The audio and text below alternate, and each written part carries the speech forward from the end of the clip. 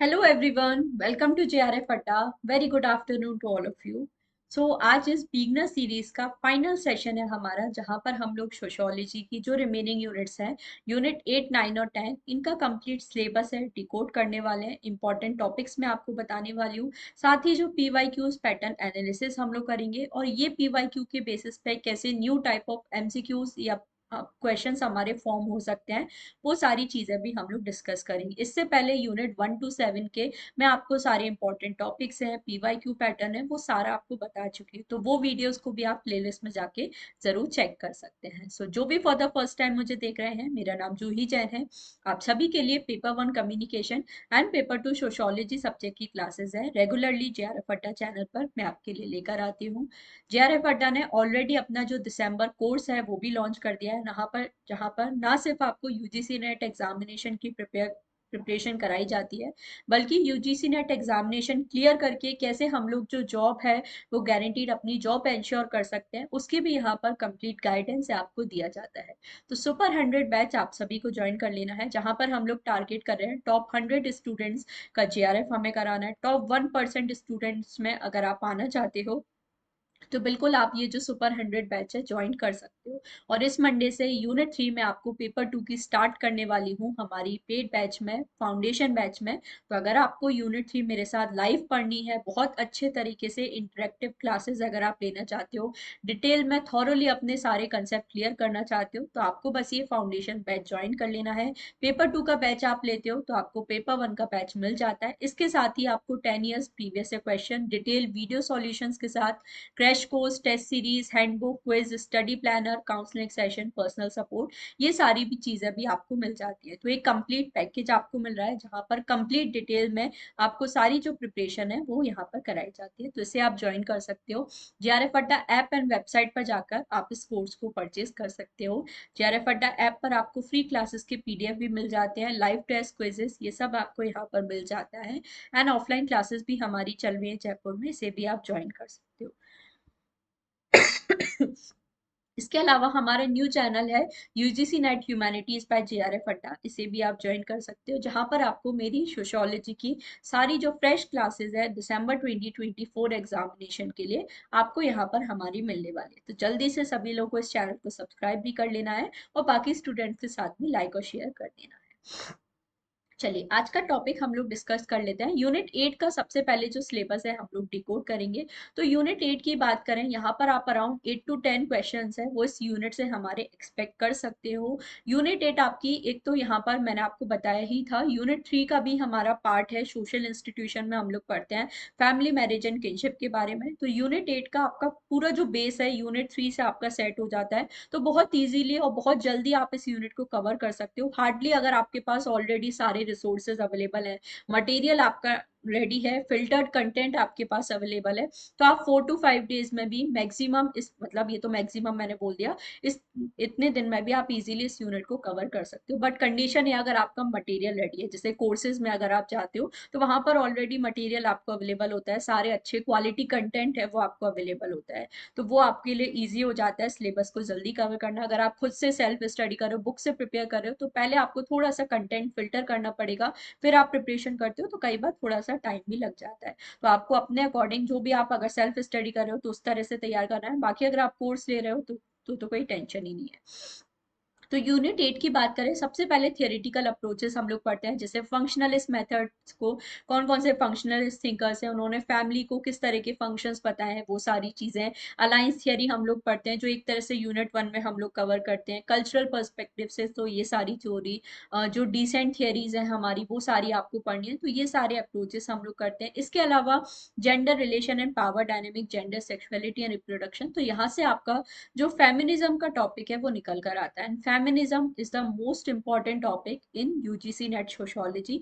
Guaranteed यहाँ से आपको क्वेश्चन देखने को मिलता है। फेमिनिज्म क्वेश्चन आपको 2-3 तरह से बन जाता है, जैसे यूनिट 5 में भी हम लोग फेमिनिज्म के बारे में पढ़ते हैं, जेंडर एंड डेवलपमेंट अप्रोचेस में। यूनिट 7 में हम लोग यहाँ पर पढ़ते हैं इको फेमिनिज्म के टॉपिक में।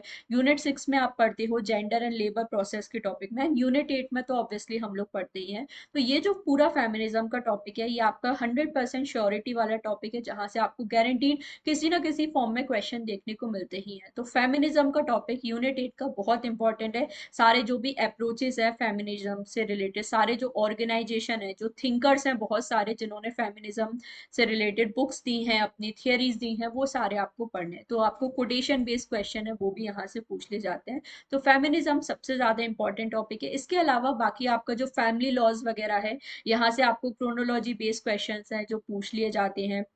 इमरजेंट फॉर्म्स ऑफ फैमिली है, तो यहाँ पर आपको जो new new types of family है जो आज के टाइम पे निकल कर आ रही है वो आपको प्रिपेयर करना है। जेंडर एंड सेक्सुअलिटी का जो टॉपिक है वो यहाँ पर हमारे लिए इंपॉर्टेंट हो जाता है। आपको सारे ये जो बेसिक टर्म्स हैं इनका मीनिंग भी पता होना चाहिए। जेंडर क्या होता है, सेक्स क्या होता है, दोनों में क्या डिफरेंस है। बहुत सारे स्टूडेंट्स को ये भी नहीं पता होता, वो मिस्टेक करके आ जाते हैं। तो सबसे पहले ये जो बेसिक सारे टर्म्स मेंशन है सिलेबस में, इनका मीनिंग आपको पता होना चाहिए।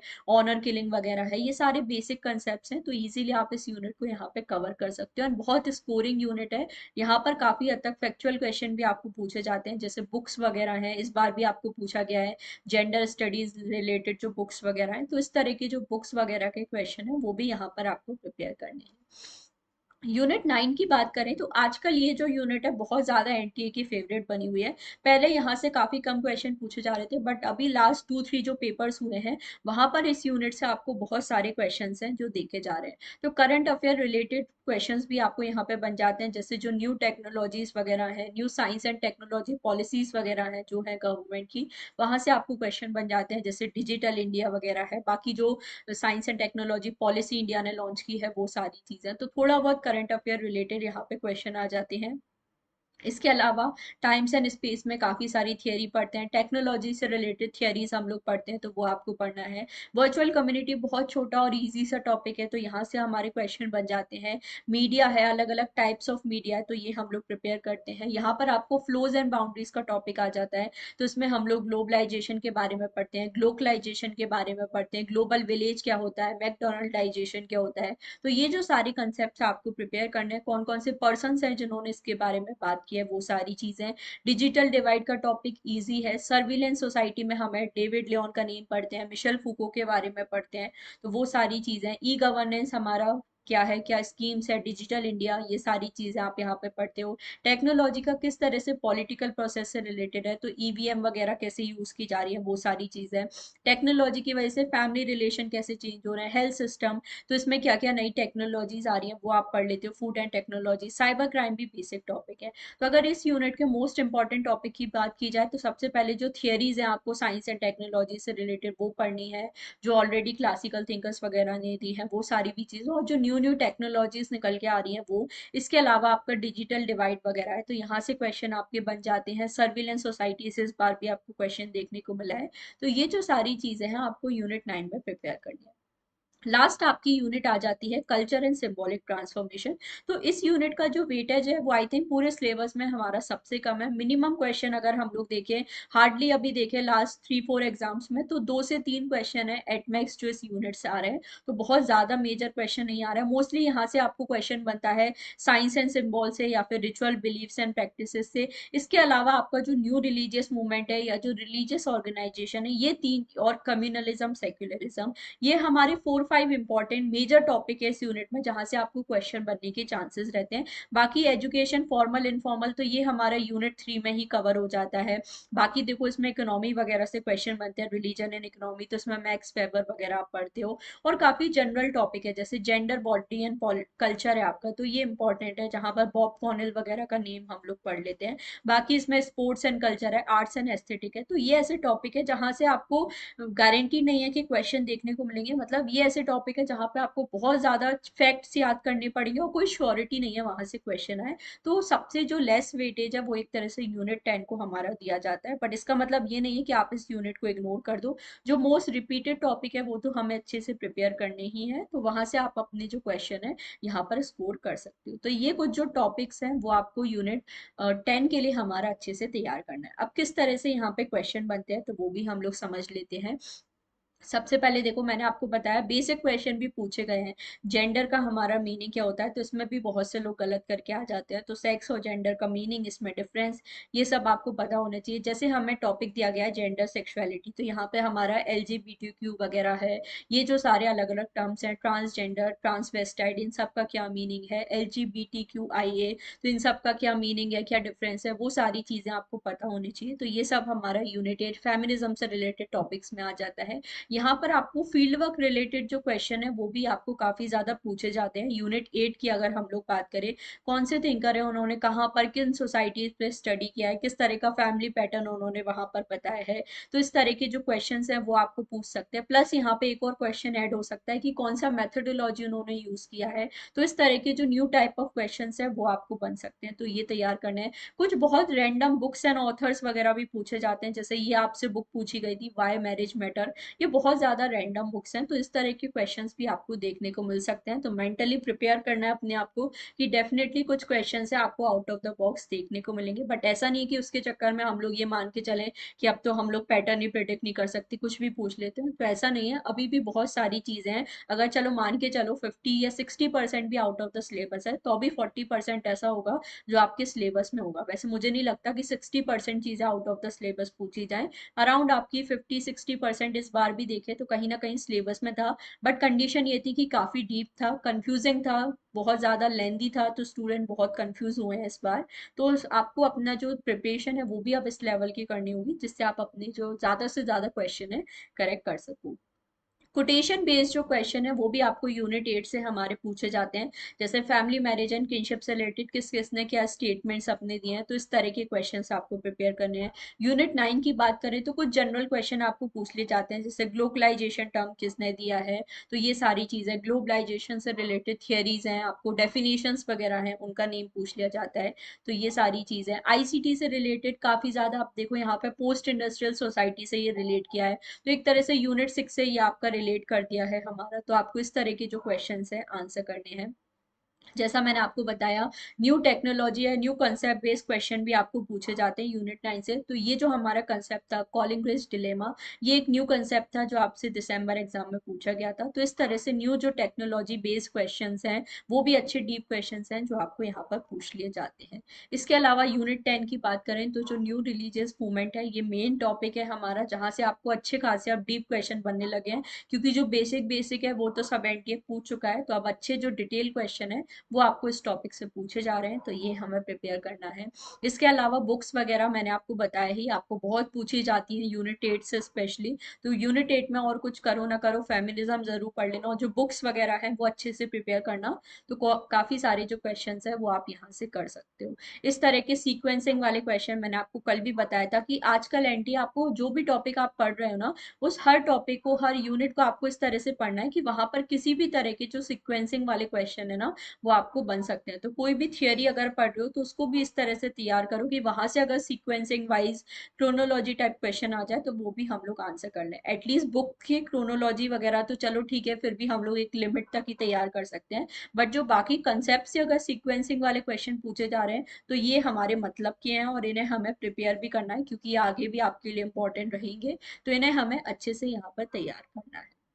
सो आपको इस तरह से स्टेटमेंट बेस्ड क्वेश्चन पूछे जाने लगे हैं। असर्शन वाले क्वेश्चन अब नहीं पूछ रहा है एनटीए, जैसे अभी लास्ट 2 एग्जाम में तो नहीं पूछा है, जून वाले में भी नहीं पूछा था ना, अगस्त वाले में भी नहीं पूछा है एनटीए ने आपसे असर्शन रीजन के क्वेश्चन। बट जो स्टेटमेंट बेस्ड क्वेश्चन है वो आपको पूछे जा रहे हैं, तो इस तरह से क्वेश्चन आपको स्टेटमेंट के फॉर्म में दे सकते हैं। ये आपको प्रिपेयर करना है। जैसे यूनिट 9 से भी इस तरह के स्टेटमेंट बेस्ड क्वेश्चन पूछे जा रहे हैं। यूनिट 10 से आपका जो रिलीजियस बिलीफ एंड रिचुअल्स वाला का जो टॉपिक है, इसका बेसिक मीनिंग भी आपको प्रिपेयर करना है। तो आप इस तरीके जो क्वेश्चन है आंसर कर सकते हो। कई बार ये मिस्टेक हमारे साथ होती है कि हमें टर्म्स का बेसिक मीनिंग ही नहीं पता होता, और उसकी वजह से आपका जो क्वेश्चन है गलत हो जाता है। जो डिटेल क्वेश्चन होते हैं ना एनटीए के डीप क्वेश्चन, वो भी आप तभी आंसर कर सकते हो जब आपने कंसेप्ट से रिलेटेड सारे अपने जो बेसिक्स हैं वो क्लियर किए हो, सारा जो मीनिंग है आपने कंसेप्ट का वो अच्छे से डिटेल में समझाओ, तभी आप एनटीए के जो लेंदी ट्रिकी क्वेश्चंस हैं उनको आप क्रैक कर सकते हो, जो इस टाइम आप हमारे इस बार पूछे गए हैं री एग्जाम में। तो आपको अपना जो पैटर्न है वो चेंज करना है। बेसिक अंडरस्टैंडिंग क्लियर करो। जितनी ज्यादा कंसेप्चुअल नॉलेज आपको किसी टॉपिक की होगी, उतना ज्यादा हाई चांसेस हैं कि आप ज्यादा अच्छा यहाँ पर स्कोर करोगे। तो कंसेप्चुअल सॉरी, कंसेप्ट्स अपने क्लियर करने पे फोकस करो तो वो आपको यहाँ पर हेल्प करेंगे। तो इस तरह से आपको जो फैमिली एक्स वगैरह है, यहाँ से सीक्वेंस वाले क्वेश्चन इस बार भी आई थिंक आपसे पूछे गए हैं। तो ये कुछ रिपीटेड टॉपिक हैं जो हर बार पूछे ही जाते हैं। बस ये है कि एनटी ने अब थोड़े से ये जो एक्स वगैरह है वो और चेंज कर दिए, क्योंकि ये जो रिपीटेड है वो तो एनटी कई बार पूछ चुका है। तो यहाँ से अब जो न्यू एक्स हैं जो अभी तक एनटी ने टच नहीं किए थे वो भी अब यहाँ पर पूछे जाने लगे हैं, तो उनको भी आपको प्रिपेयर करना है। ये हमारा यूनिट और सिलेबस पैटर्न था, सिलेबस प्लस हमारा पीवाईक्यू पैटर्न था यूनिट 8, 9 एंड 10 का। इससे पहले मैं यूनिट 1 to 7 का, मतलब पूरा जो 1 to 10 यूनिट है उसका सिलेबस मैंने यहाँ पर आपको डिकोड कर दिया है। कैसे जो सिलेबस हमें दिया गया है उससे हम लोग जो न्यू टॉपिक्स है फाइंड आउट कर सकते हैं, वो मैंने आपको बता दिया। सिलेबस को पूरा डिकोड मैंने आपके लिए कर दिया है। जो हिडन टॉपिक्स हमारे होते हैं वो भी सारा मैंने आपको बता दिया है। तो अब आपकी रिस्पॉन्सिबिलिटी है कि सारा सिलेबस आपके पास डिकोड है, सारे इंपॉर्टेंट टॉपिक्स आपको पता है, तो एक एक करके ये इंपॉर्टेंट टॉपिक्स हैं इनको पढ़ना स्टार्ट कर देना है। मैंने आपके लिए एक वीडियो भी बनाया था step by step to crack JRF, तो वो वीडियो को जरूर देखना। उससे आपको पूरी कंप्लीट स्ट्रेटेजी पता चल जाएगी कि कैसे अब हमें दिसंबर के लिए तैयारी करनी है। तो इंपॉर्टेंट टॉपिक्स आपके पास है। अगर आप सेल्फ स्टडी कर रहे हो तो बुक्स उठाओ, अच्छी स्टैंडर्ड बुक्स लो, वहां से आप अपने टॉपिक पढ़ना चालू कर दो। और अगर आपको ऐसा लगता है कि मैम बहुत ज्यादा बुक्स हैं, हमारे पास हार्डली 90 डेज हैं, तो अगर आपको लगता है कि मुझे प्रॉपर स्ट्रक्चर्ड वे में कोर्स की ज़रूरत है, तो आप फिर ये जो फाउंडेशन बैच है उसे भी ज्वाइन कर सकते हो, क्योंकि वहां पर आपको अच्छी जो स्टैंडर्ड बुक है उससे सारा जो कंटेंट है वो दिया जाता है, फिल्टर्ड कंटेंट वहां पर आपको मिलता है, तो अच्छे से सारी जो चीज़ें हैं कवर कर सकते हो। तो आई होप ये जो सेशंस हैं आप सभी को अच्छे लगे होंगे, एक आइडिया आपको मिला होगा कि कैसे अब हमें बदलते पैटर्न के लिए जो दिसंबर एग्जाम है उसके लिए तैयारी करनी है। तो इसी तरह की और भी अमेजिंग वीडियोस आपको इस चैनल पर मिलती हैं। तो अगर आप चैनल पर फर्स्ट टाइम आए हो तो चैनल को सब्सक्राइब कर लेना है। और मेरी जो क्लासेस हैं 3 PM पर आपके लिए होती हैं, तो आप लोग मुझे डेली 3 PM पे यहाँ पर ज्वाइन कर सकते हो। मेरा टेलीग्राम ग्रुप भी आप ज्वाइन कर सकते हो, UGC NET sociology by JRF Adda, जहाँ पर आपको क्लासेस से रिलेटेड सारी जो भी लिंक्स हैं, अपडेट्स हैं, इंफॉर्मेशन है, वो भी आपको यहाँ पर मिल जाती है। एंड हमारा जो न्यू चैनल है UGC NET humanities by JRF Adda, इसे भी सभी लोगों को ज्वाइन कर लेना है। यहाँ पर भी सोशोलॉजी से रिलेटेड जो क्लासेस हैं वो आप सभी को यहाँ पर मिलने वाली है। So that's all for today. Video को लाइक और शेयर कर देना है, कमेंट करके बताना है कि अब आप कौन से न्यू टॉपिक्स हैं जिन पर क्लासेस आप चाहते हो, तो वो आपके लिए मंडे से मैं प्रॉपर जो टॉपिक वाइज क्लासेस हैं वो भी अब स्टार्ट कर रही हूँ। एंड हमारा जो जेआरएफ अड्डा का ऑफिशियल टेलीग्राम चैनल है ये भी सभी लोगों को ज्वाइन कर लेना है। यहाँ पर भी आपको पेपर 1 प्लस पेपर 2 की अच्छे से प्रिपरेशन कराई जाती है। सो आज का सेशन यहीं तक रखते हैं। Thank you so much for joining.